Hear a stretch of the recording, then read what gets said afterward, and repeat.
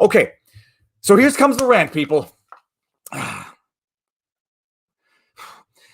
Yesterday's video, an MPP from Ontario, a member of provincial parliament, proposed a bill, which obviously would never become law in a million years, that politicians should lower and reduce their income to the CERB, which is the Canadian Emergency Response Benefit Program. They call it a benefit program, to actually be downgraded financially to receive $2,000 a month while you're told you can't work and have your business shut down. But they call it a benefit.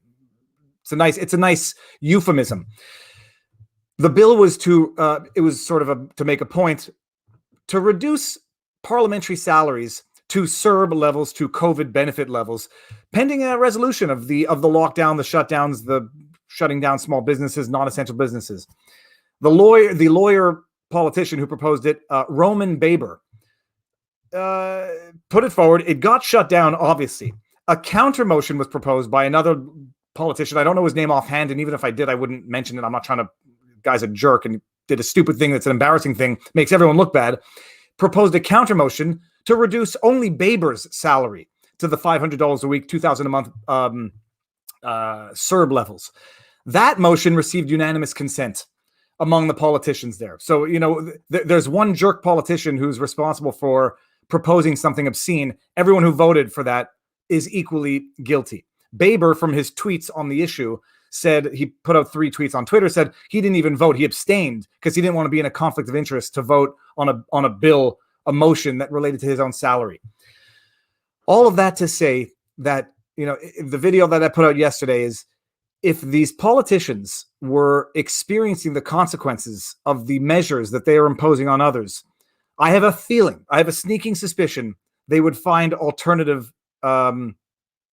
proposals, alternative measures to deal with this health crisis.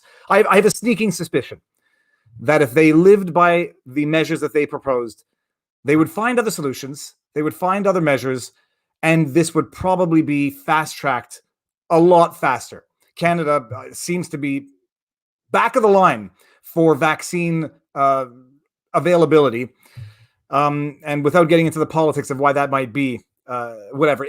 Bottom line, if only these politicians would suffer not suffer because they shouldn't be suffering. It's a benefit. If only they received the benefits that they were giving to others, they might find alternative methods of dealing with this that are not draconian and that are not destroying the very fabric of the society they purport to want to protect. So watch that video. It was up yesterday, and it's a good one, if I do say so myself. I see Robert in the house, so I'm going to read Cleopatra. Hi, David and Robert. I won't be here. Out for dinner.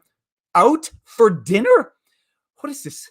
You go out to a place where strangers... I'm stealing Dave Rubin's joke. He was in Florida, and he says, I'm at this place where strangers cook food for you and bring it to you. We're still on curfew in Quebec.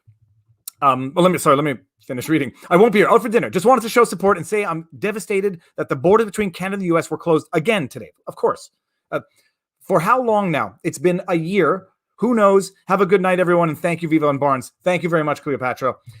And, I was just on a Zoom call with my family in the States. It's been a year and 2 months, a year and 1 month since my sister and brother and their husbands and wives and daughters and children, my parents' grandkids, have seen them.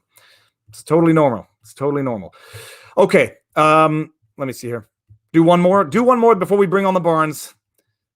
I can't. I'm sorry. So let me see. There was Cleopatra. There was an High-Tech Redneck who's a new member. If I can bring up your chat, I will, but I can see it on my screen. Comment: confirmation bias and polarization is the foundation of search engine algorithms. Great when looking for stuff, total opposite of what we need in social media. Very good point. Let me see if I can't bring up High-Tech. I cannot bring up your chat because it's off my screen, but I read it, and it's a good point.